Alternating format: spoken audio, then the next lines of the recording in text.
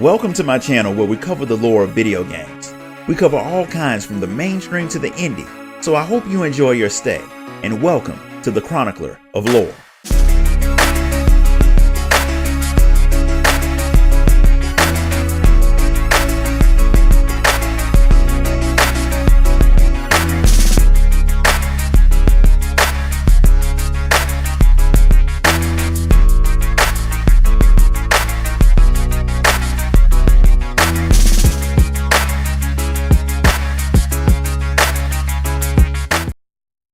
Estinian Varlano was quickly discovering the potency of Hannish spirits. Back when the hunting of dragons consumed his every waking moment, he had seldom partaken of drink. Indeed, he might well have abstained completely were it not for the cajoling of a persistent friend. But having cast off the mantle of Azure Dragoon and taken to the road at the end of the Dragon Song War, he had been surprised to find that he rather looked forward to the reward of a drink in the evening. And this evening, he had met his match in a new variety of liquor. More fire than water, this. Trust an alchemist to concoct such stuff. He followed his first sip with a strip of dried squid. Supplied by a local fisherman, the savory morsel was the equal of any he had tasted in the Far East.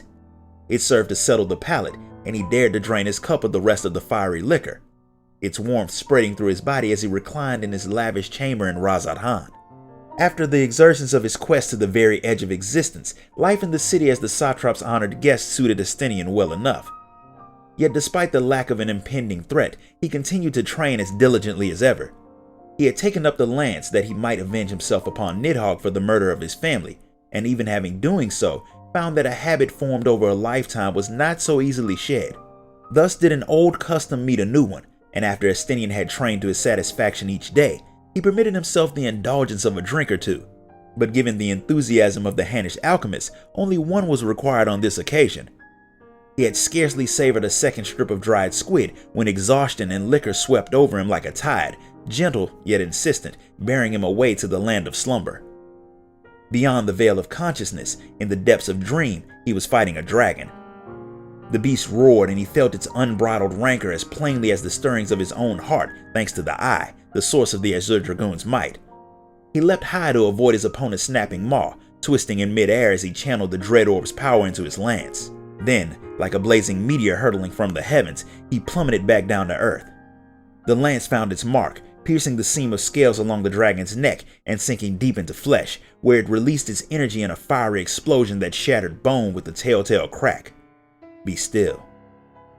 The great beast howled in agony, thrashing desperately to throw him off, but it could not long sustain the effort. With a final shudder, it collapsed and moved no more. Another victory, he thought, though he felt neither joy nor relief. Now let us count the cost. No sooner had he set foot on the ground than the searing pain racked his chest, bringing him to his knees, worse than expected. While the eye lent him strength in harboring Nidhogg's undying malice, it was also slowly corrupting his being. Ere long it would finally consume him, leaving naught but a vessel for the beast's dark will, an untaught truth he knew to his very core. Silence worm. Though little more than a whisper, his voice defiant served to staunch the pain, but words could not halt the eye's growing influence. The fits grew more frequent by the day, and more intense. The hour is nigh. He slumped against the body of his fallen foe and closed his eyes. Just a moment's rest. He awoke on the floor of an unfamiliar room. Furs laid under him tickled his cheek. Struggling to his elbows, he blinked his surroundings into focus. Battered stools crowded around sturdy tables, and a counter spanned the length of one wall. The lingering scent of charred meat and mulled wine completed the story. This was a tavern. "Father," a maiden's voice rang out. "He is awakened." The call was answered by pounding footsteps, and a brawny man well into his middle years burst into the room. "Alone be praised," he said, relief plain in his voice. "How do you feel, Lord Haldrath?" Estinian's mind reeled for a moment. Oh, this was a dream of the past, and he was experiencing events as Haldrath, one of Ishgard's founding fathers. Together with his sire, King Thornton, he had slain the great worm Ratatoskr and later gouged out her brother Nidhogg's eyes, whose power he had harnessed to become the first Azure Dragoon.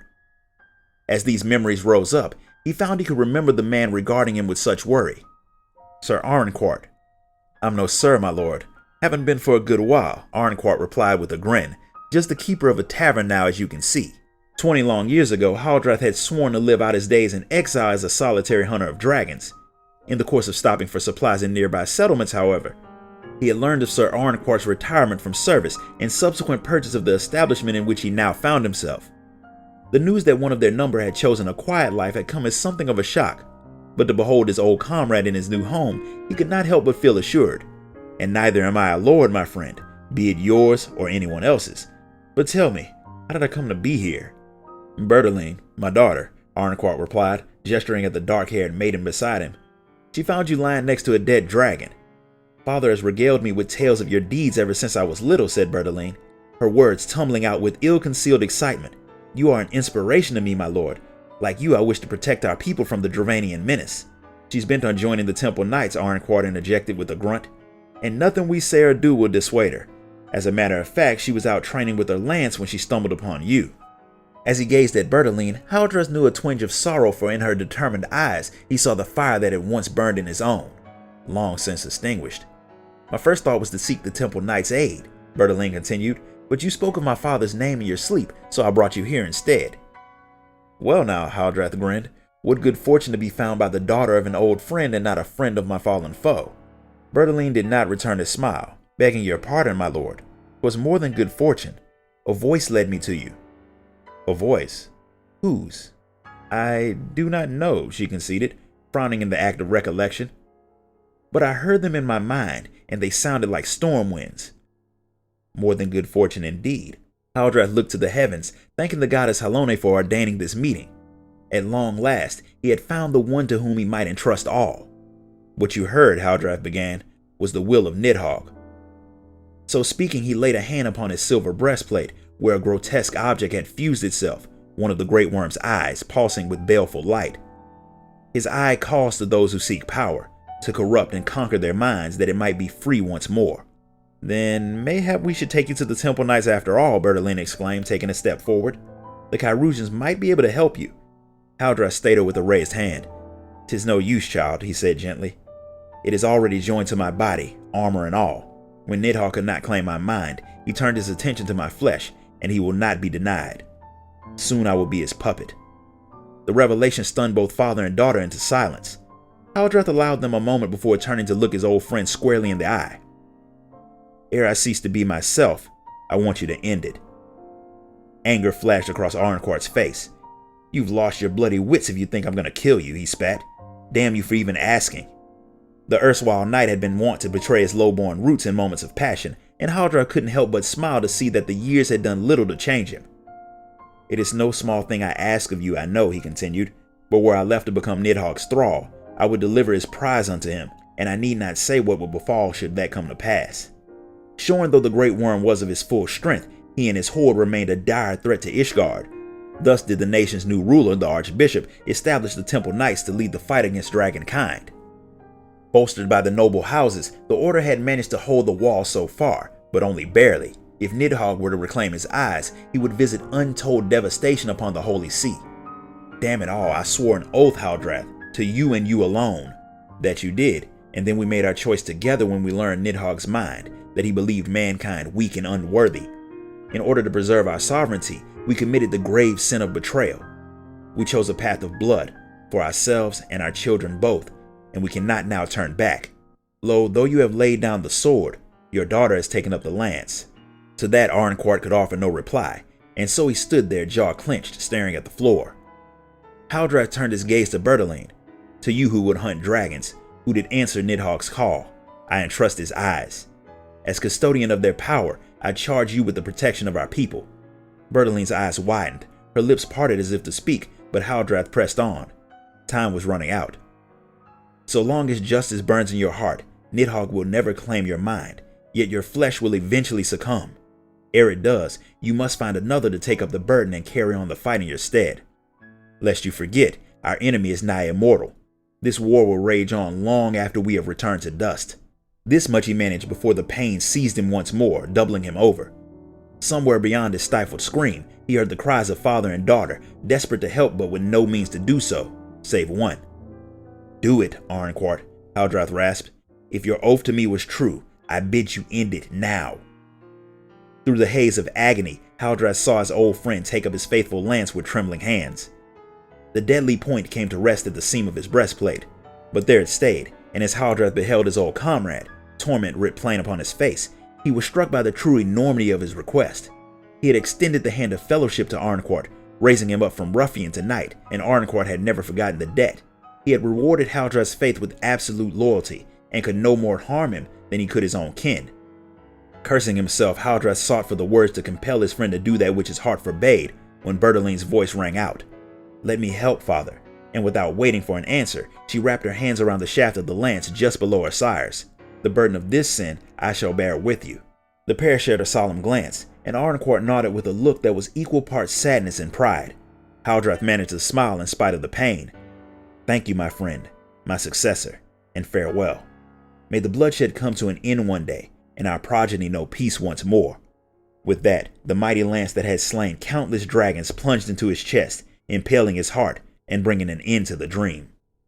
Estinian woke with a start. A film of sweat had formed on his brow, and as he wiped it away, his eyes wandered to the fearsome halberd propped in the corner of his chamber, a weapon which bore the name of his nemesis. Of all the things to show me. Once upon a time, he had taken both of Nidhogg's eyes in hand and been possessed by the worm's vengeful spirit for his trouble. Could it have been the eye's twin, once embedded in Haldras' ageless corpse, which had given rise to the vision? Estinian shook his head. Why waste time wandering when the few who might feasibly know were long dead? Besides, it's over now. Rising to his feet, he walked to the window and opened it to let in the breeze. It took 1,000 years, but we have peace again. Rest well, Haldras. Outside, beneath the veil of night, Razad Han shone resplendently at him in all its many colors. North of the central mountain range lay the seat of the Garlean Empire, where the snow lay thick upon the earth, hiding its features beneath a nondescript veil of white. A tense silence pervaded the region, as if the land itself knew that its suffering had not ended with the final days. Even in this modest city, more than 400 malms west of the ruined capital, the people shuffled about with sullen expressions. What brief snatches of conversation could be heard on the streets were hushed and hurried, serving only to punctuate the oppressive quiet. A man walked down the main avenue, clad in the standard issue overcoat and cap of the Imperial Army.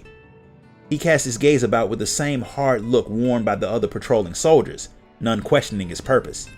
After a quick glance over his shoulder, he slipped around a corner, proceeding down a succession of narrow, shadow-filled alleyways until he reached the city's outskirts. When the paved path gave way to a field of snow, the man's gait became more languid, whereupon he stopped dead as if struck by a sudden thought. A solitary creak of leather served as a prelude to the attack. In one fluid motion, he turned and drew his sword, deflecting the slash which would otherwise have opened him from stem to stern, and dove forward into his opponent, jerking his elbow sharply upwards as he did so. The sound of crunching teeth was his reward. His assailant staggered backwards, dropped his scythe, and fell mutely into the waiting snow. Let's call this one a draw and go our separate ways, shall we? Thancred had only come to observe. Although the Scions of the Seventh Dawn had officially disbanded, he maintained a lone vigil. It was all he could do to honor the memory of the woman he had loved like a sister, the woman who had given her life to save what she held dear. For the time being, a tentative peace had settled upon the world, it was true, but whispers of unrest within Garlemald had lured him from his leisure.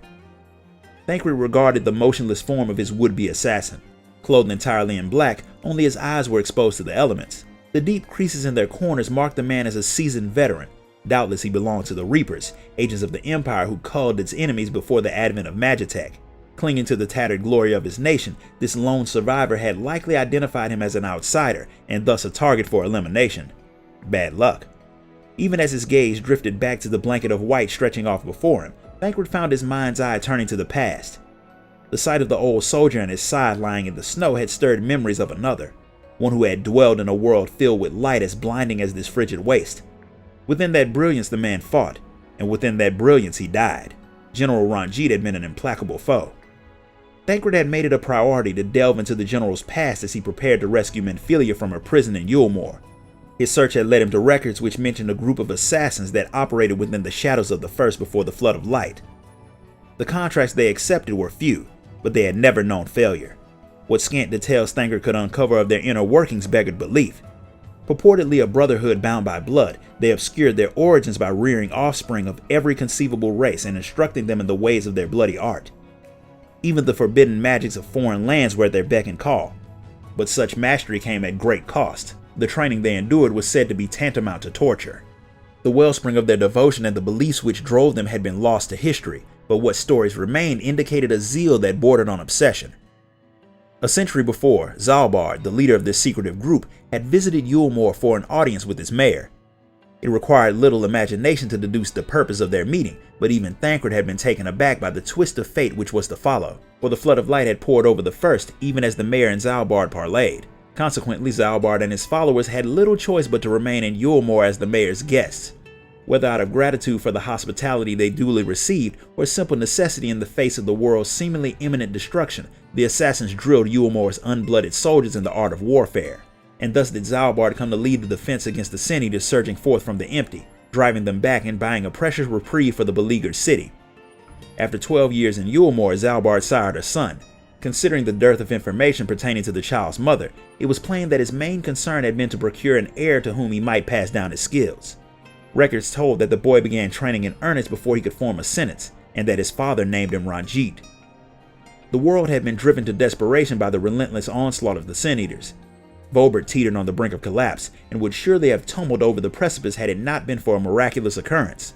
Among the populace, a girl was discovered who could not be turned by the Sin Eaters' corrupting influence. 2 years later, she came to be sheltered in Yulmore and was given the name Menphilia after a figure of legend said to have stemmed the flood of light.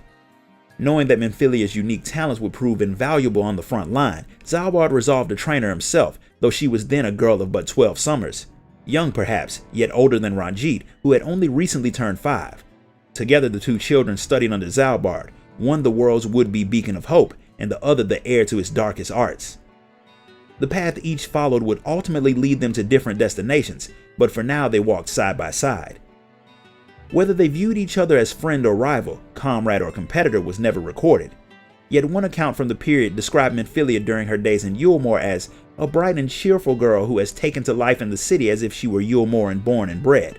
Despite her singular gifts, she remains humble and devoted to her mission, displaying an appetite for training equal to that of her master's firstborn son. In time, Menphilia grew into her role, and after years of secrecy, her existence was revealed to the world. She would, it was announced, take her place in a newly formed elite battalion known as the Sinbound, commanded by Zalbard himself, and they would lead Yulmore's counteroffensive. Every drop of blood shed in battle afforded the Sinbound a deeper understanding of their foe, and it was thanks to this hard-earned knowledge that they finally succeeded in tracking down a most elusive quarry, the region's Light Warden, hidden in the Durgar Mountains. Could they but defeat it, the theory went, all of Kalusia might be liberated. Though the battle that followed was long and brutal, victory came at last when Zalbard landed the killing blow. Yet the Sinbound's joy was to prove short-lived, their cheers replaced all too soon by cries of horror.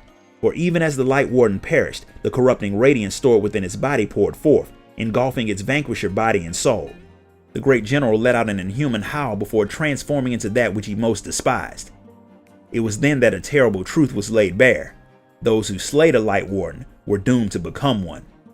The Sinbound had no choice but to retreat. Upon their return to Yulmore, they declared that Zalbard had given his life to put down the Light Warden, his heroic sacrifice paving the way to ultimate salvation. A half-truth at best, but one the people could tolerate better than the bitter reality, and so the first grieved the death of a leader, while celebrating a historic victory, and Menphilia dutifully smiled and waved. Later, far from the public eye, it fell to her to disabuse the realm's leaders of their false hope and to propose a solution.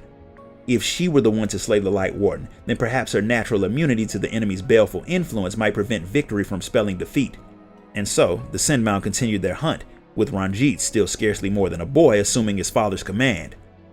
While it was unclear how far his training as an assassin had progressed, he was every bit as ferocious as his forebear on the light-drowned battlefields.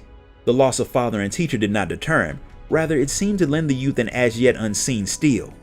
While Ranjit's prowess was beyond doubt, military records showed that Menphilia was in fact the mastermind behind the Sinbound stratagems and the general's equal on the field of battle. For every Sin Eater slain by Ranjit, Menphilia would slay another, and he would answer in turn. On and on this cycle continued until the land was littered with their foes. But all good things must come to an end. 10 years after the Sinbound's founding, Menphilia was dealt a grievous wound. Though immune to the Sin Eater's influence, she bled like any other, and this time no Kharusian could save her. Fading fast, she summoned her comrades to her side and delivered a prophecy that Menphilia would come again. The Oracle of Light spoke through her, she assured them, and they saw from her undimmed smile that she told the truth. Her duty thus fulfilled, she requested a final moment alone with Ranjit. What words were then exchanged only two would ever know, a bringer of shadow and bringer of light. Did the dying Menphilia falter at the last? Or did she depart this world with her familiar smile undaunted? Ranjit never told. State records spoke of a grand funeral, where all whose lives were uplifted by Menphilia's presence mourned her passing. She was interred in Yulmore's crypts, her mortal remains carried there by Ranjit himself. It took nigh on 3 years of searching to find Menphilia's prophesied reincarnation. The girl delivered to Yulmore had the same flaxen hair, the same bright eyes, and, it was duly confirmed, the same resistance to the sway of the enemy, but that was where the similarity ended. She was young and almost painfully shy, greeting the approach of a stranger as most would greet a sin-eater. Regardless, she was destined to bear the people's hope, and just as Zalbard had taken the previous Menphilia as a pupil, Ranjit resolved to do the same with her successor. In the end, she lasted but a dozen summers and did not live to see her 10th battle. While the world awaited her rebirth, scholars worked feverishly to discern the true nature of the sin-eaters, hoping to discover some hitherto unnoticed weakness, one which even a child might exploit. Yet their findings dashed any such hopes. Though the sin-eaters looked like living beings, the truth was quite otherwise. There were no vital organs to pierce, no arteries to open. Like dolls, the loss of a part served only to diminish the whole and not destroy it. Only brute force could stop their advance. Ranjit continued to train Menphilia after Menphilia as she was born and reborn, some taking to his methods while others did not. A few begged him to end their lives that they might make way for a more suitable student. One way or another, to save all that was left, they gave all they had. Who would break this merciless will? 80 years after the Flood of Light, Yulmore came under the rule of Vothri, a man who could bend the sin-eaters to his will, and thus were the Sinbound rendered surplus to requirements and disbanded. Yet Menphilius was still born into the world, and after having a dream that he would someday meet his end at one's hands, Vothri ordered that the Oracle's current incarnation be put to death. From that day forth, Ranjit was tasked with a new mission, to seek out the next Menphilia and confine her, that she might never rise against Vothri or the Sin-Eaters under his thrall. None can say for sure what the aging general thought of this sad duty, but his words to the Warrior of Darkness and their companions who aided in Menphilia's rescue were recorded for posterity. Defiance only begets more suffering. It is through acceptance alone that one may find solace in this God's forsaken world. Man is an inherently flawed creature. In his vain pursuit of righteousness, he but sows the seeds of future conflict. Thus have I chosen to place my hopes upon he who has transcended men, upon he who is unbound by the vagaries of conscience. Ranjit died in battle at the age of 88. His body was found lying before the graves of his former pupils, all taken before their time. You have a letter, Raha. It had been some time since the turmoil of the final days, and Graha Tia was making the most of a rare moment of quiet with a leisurely lunch out in the midday sun. Duty would eventually call him back to the Baldessian Annex, however, and he had barely arrived when Krau emerged from the office to greet him. In her hand was an envelope marked for his personal attention, a rare occurrence, as nearly all missives the students received were addressed to the collective. He examined the envelope and the elegant Eorzean script in which his name had been written, noting that the sender's name was curiously absent. Availing himself of a letter opener from Ojika's desk, he quickly extracted the missive and had barely begun to pore over its contents when a sudden sharp gasp escaped his lips, drawing quizzical glances from Krau and Ojika. In disbelief, he read the message again to confirm his eyes were not deceiving him before turning to his companions in bewilderment. I've been invited to Doma for a private audience with Lord Hien. Lord Hien? Krau repeated doubtfully. What business does he have with you? I should very much like to know that myself. Had he bade me bring our adventuring friend, I could understand it, but I haven't the faintest idea what he could possibly want with me. Graha flipped the letter over and held it up to the light, searching for a clue, some hidden cipher or sign that might explain this unusual correspondence, yet none was to be found. Conceding that there was no secret subtext, he began to contemplate how best to proceed when the Warrior of Light's stories of Doma sprang to mind. Well, I can hardly reject an invitation from the great Lord Hien, he pondered aloud, hoping the words might convince his colleagues that duty and obligation were foremost in his thoughts. But the smiles playing on their lips quickly gave the lie to that. Donning what he hoped was a neutral expression, he ignored their knowing looks and the burning of his cheeks and set about making preparations to depart forthwith. Passing through Kugane, Graha made for the small fishing village of Asari in the Ruby Sea, where a chartered skiff awaited him. From there, a gentle tide bore him along the One River, all the way to the Doman Enclave. No sooner had he disembarked than a towering Lupin welcomed him with a graceful bow, introducing himself as Hakuro, a retainer of Lord Hien. In keeping pace with the Wolfman's giant strides, G'raha scarcely had time to take in the distinctive architecture of the Enclave. Ornate stone walls with round gates and fan-shaped windows lined either side of the street. He caught glimpses of craftsmen hard at work within, but quickly averted his gaze lest he be distracted from the purpose of his visit. Duty first. At the end of the road stood a manor nigh as grand as the mountains behind it. According to Akuro, the structure had once been the residence of the Enclave's magistrate, but had since been renamed the Kienkan, roughly translated as the Swallow's Homecoming, and had served as Lord Hien's domicile since the end of the imperial occupation. Akuro ushered him inside and swiftly guided him through a labyrinthine series of halls.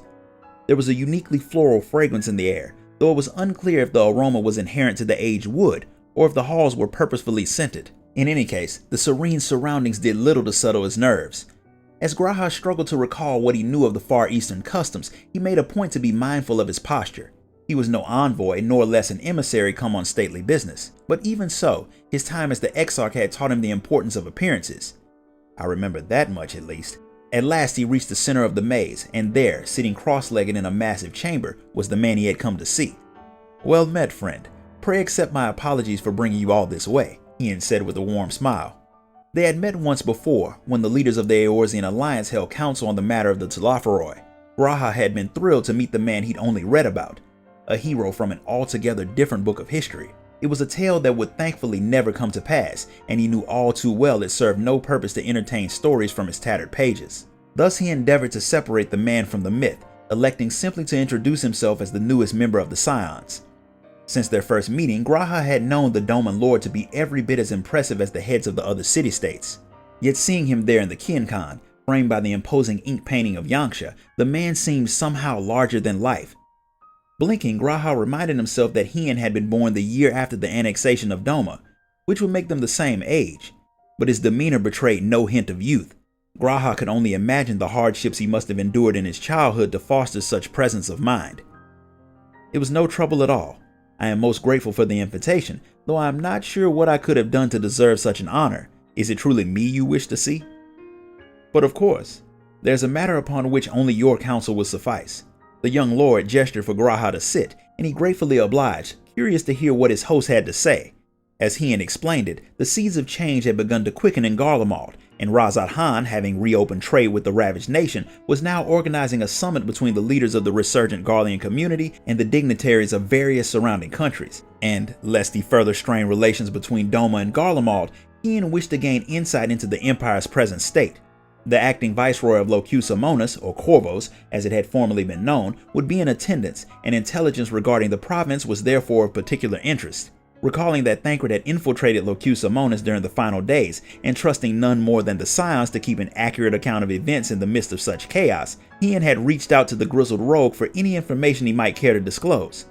Imagine my surprise when he told me there was another Scion better suited to the task, one who not only joined him on the mission, but hailed from Corvos besides. G'raha nodded slowly. Be that as it may, I was brought to Sharlayan as a child, and have had little contact with Corvos since.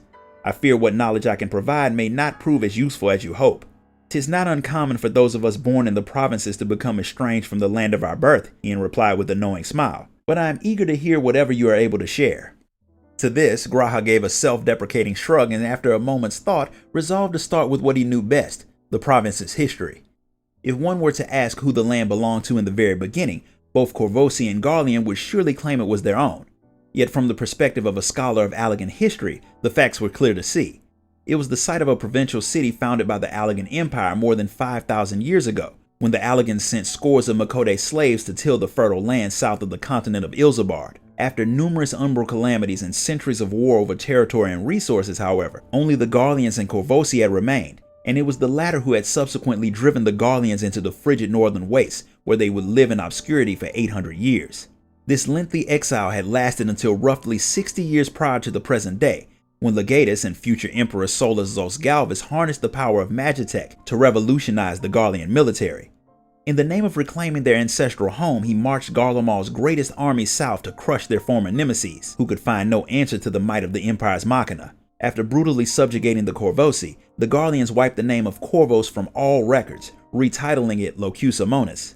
As the only province in the history of Garlemald to have its name entirely erased, it was clear the Garleans were not above holding a grudge. To think it has been more than 50 years since the name Corvos became all but a footnote in the annals of history, Ian murmured, no doubt imagining what might have become of Doma had it met a similar fate. G'raha nodded. Thankfully, its legacy lives on in the city that remains, and the culture that survives there to this day. Yet it should not be forgotten that those who have taken the helm of governance were born during the period of imperial rule. G'raha remembered vividly the Corvosi response when the final days had arrived. Even allowing for the fact that it was a calamity without precedent, they had been slow to act compared to neighboring Razad Han. Not that this was entirely surprising. After Garlemald's destruction, a Corvosi youth, one notably not of Garlean descent, reported that the chain of command had quickly disintegrated once contact with the homeland had been lost. Ian closed his eyes and exhaled slowly as he considered G'raha's words. When at last we won our liberty from the Garleans, Doma had been an imperial province for 25 summers, Alamigo for 20. But had either nation borne the empire's yoke for another 10, or even 1, who's to say we would have prevailed? He paused for a moment, staring at the polished hardwood floor. 'Tis difficult, after all, to find the strength to fight for a way of life few still remember. Had it not been for my parents and the guidance of my mentor Gosetsu, I cannot say with any certainty that my conviction would have held through the years. It may well have been washed away by the tides of time, my imperial education molding me into an altogether different man. I doubt there is a Doman in this world who has lived a life free of the wages of imperial rule. Ian's face darkened as he recalled the suffering visited on him and the other children born during the imperial occupation. Without imperial citizenship, Domans and Alamegans alike had become foreigners in their own land, branded savages by their subjugators. The only reprieve to be had from their mistreatment came from citizenship, which can only be obtained through distinguished service in the military. Yet to gain the favor of their oppressors was to invite the contempt of kith and kin, to be labeled a loyal hound of the empire. And so, from their earliest years, they struggled amidst the maelstrom of anger and resentment to discover who they were, Doman, Alamegan, or Garlean. Their elders might speak of halcyon days, but how were they to understand that which they had never known? There was only the empire. A dreary silence fell upon the room. G'raha breathed deep of the calming floral aroma in the air, wondering how he might lighten the mood. After a moment of searching, an answer came to him. Historians and archaeologists like myself attempt to identify the turning points of civilizations, where one era ends and another begins. Yet the reality is not so black and white. Rulers come and go, as may a country's name, but the people remain. Life goes on. When the winds of change blow, they set their sails accordingly, becoming the pioneers of a new generation, their course leading them ever onward, be it unto joy or sorrow. And when, centuries later, we scholars look back upon their journey, we see the history not of a nation, but of a people. Ian gave G'raha a look of faint surprise before bursting into laughter. Forgive me, my friend. 'Twas not my intention to sour the mood, and yet I do not regret it, for I have been rewarded with some unexpected morsels of wisdom. G'raha shrank back, his face reddening. Mayhap I spoke too freely. Not at all. You but spoke your mind. 'Tis little wonder the Scions welcomed you with open arms, though for a moment I could have sworn I was listening to the words of a wizened sage. G'raha's ears drooped in embarrassment as he erupted into laughter once more. At length the young lord gestured apologetically and fixed G'raha with a grin. 'Tis as you say, we must not fear change but accept it as a part of life. The Doma beloved by our ancestors, like our own and that of our progeny, shall all become part of a single shared history. His grin fading, he gazed past G'raha as if peering into the future. It was a look G'raha knew well. He had seen it on the faces of other brave souls, who, no matter the hardship or danger, never strayed from their course. Brave souls who had saved the very star. Recalling them, G'raha pictured the Doma of tomorrow. Whatever lay in store for this liberated land in the era Hien and his people would help to shape, he looked forward to seeing it. Well, Hien said at last, I suppose there's nothing for it but to make the most of this summit, and set our sails accordingly. Come, tell me of Corvos. I would know of its delicacies. There is no better way to find common ground with another than through his belly. Hien stood as he spoke, pausing when he saw the look of confusion on G'raha's face. He chuckled softly. Surely you do not think me so heartless as to make you speak of such delights on an empty stomach. You have traveled far to answer my questions, and as my honored guest, you shall taste the best Doma has to offer. G'raha's stomach growled in response. His confusion quelled and appetite duly whetted, he stood up and together with Hien, exited the Kienkan. Across the one river he could see the ruined remnants of what once stood as the very center and symbol of the land, Doma Castle. Yet the enclave was bustling with people determined to restore and rebuild. Even after the storm of blood, the people remain to usher in the dawn of a new era, and life goes on. Rearranging even a single chamber in the Grand Leveillé estate was a monumental task, yet Améliance welcomed the challenge all the same. Having volunteered to host an exchange student from Thavnir, she had seized the opportunity to repurpose the dusty old meeting room. Gone were the conference tables and stiff-backed chairs, replaced by a plush feather bed and a carefully curated handful of cheerful knickknacks. With each new furnishing the attendants delivered, the space had grown cozier until the air of cold bureaucracy was quite dispelled. Once everything was in place, Améliance paused to survey her work, a satisfied smile beginning to form on her lips, until a jutting desk drawer caught her eye, a single discordant note spoiling the harmony. Well, that won't do. She gave the offending item a hearty shove, but the drawer remained stubbornly open. That's the trouble with these old antiques, always in need of attention. Indeed, with its faded wood and old-fashioned decoration, the desk more than qualified.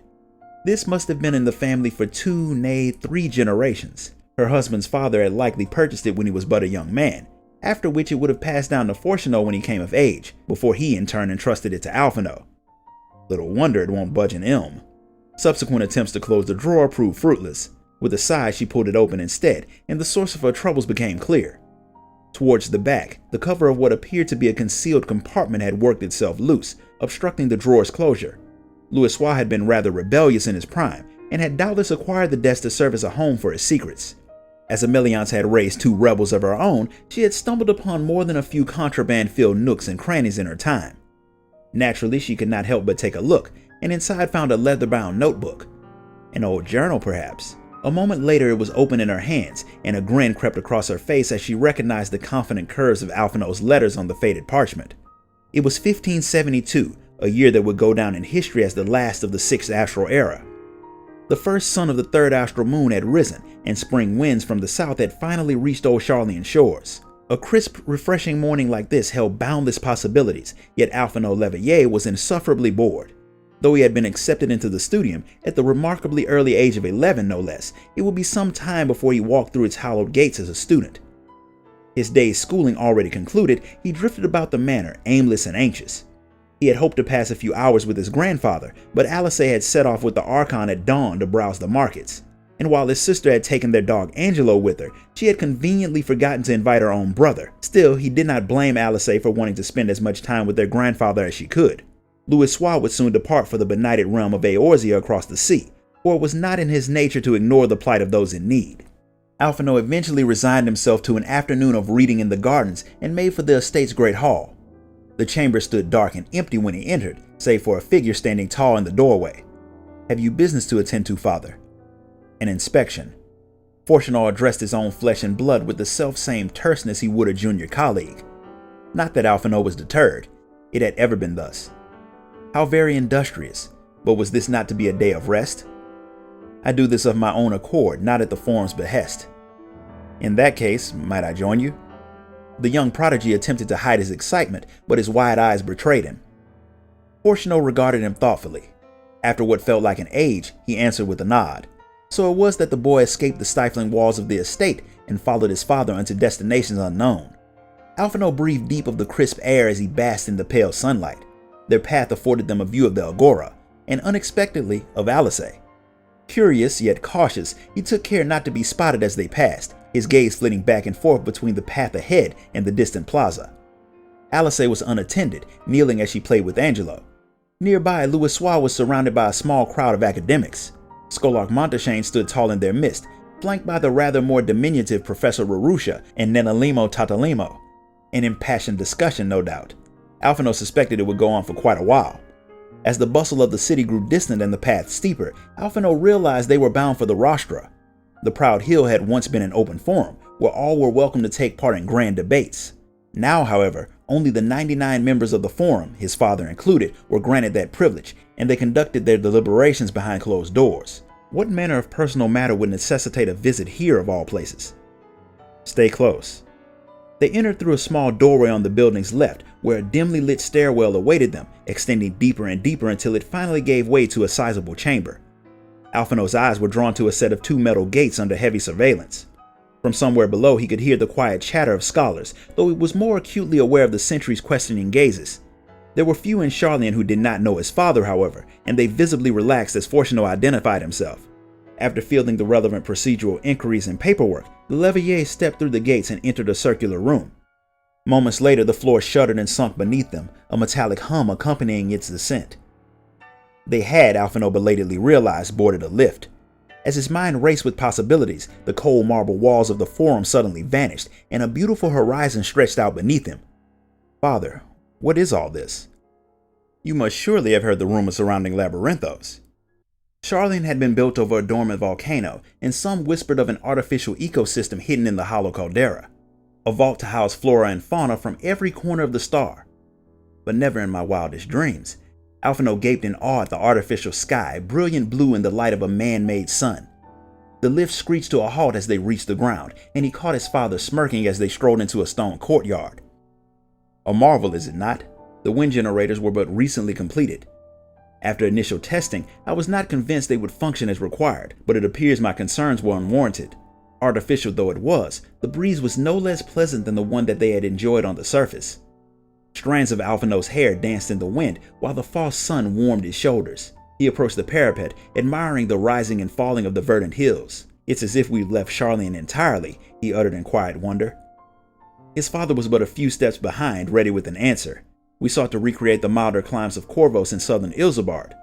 The Garleans call the region Locus Amonis, their utopia. Seeing this, one can understand why. It was rare for his father to speak at such length, or with such passion. The scenery was idyllic, but Alphinaud suspected this utopia had not been created without substantial difficulty. Later, Fortunato took him to Logisticon Alpha, where Alphinaud listened intently to lectures on the weather systems.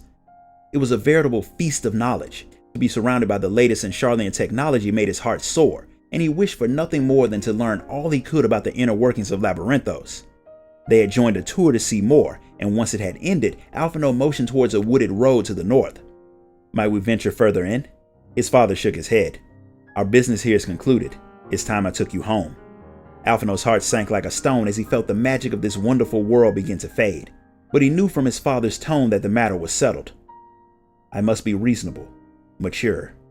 The boy took a breath and nodded, his calm countenance befitting that of a Leveillé. And then he felt the spark of childish hope flicker once more. But Fortunato, dearest, 'tis the perfect weather for a picnic. As if by divine providence, Alphinaud's mother had materialized behind them, bearing a hefty woven basket and the promise of delicious respite. Alice and Louisoix waited not far beyond, laughing as Angelo frolicked in their midst. You've all been having such lovely adventures without me. I think we're overdue a proper family outing, don't you? Emiliance's voice was gentle as sunshine, but neither Alphinaud nor his father was so naive as to presume this was a suggestion. Not even the Forum United could deny her. Thus did the Leveillés proceed to picnic on the grassy hills of the medial circuit. At the base of Numa, they unfurled their blanket, and from Emiliance's basket withdrew sumptuous sweets from the last stand, all packed neatly in rows, that would be paired with equally fragrant teas. Naturally, the gathering garnered attention, and those who recognized the family could not resist stopping for a chat. The wise old Galliff Baldessian spotted them first. He excused himself after brief pleasantries and returned with his adoptive granddaughter, whom he was eager to introduce to Alphinaud and Alice. Knowing that Kral would be their senior at the studium, Emiliance was delighted to share a cup of tea with the young Lalafell. Kral accepted with a smile and assured the Leveillé matriarch that she would keep a close eye on the twins.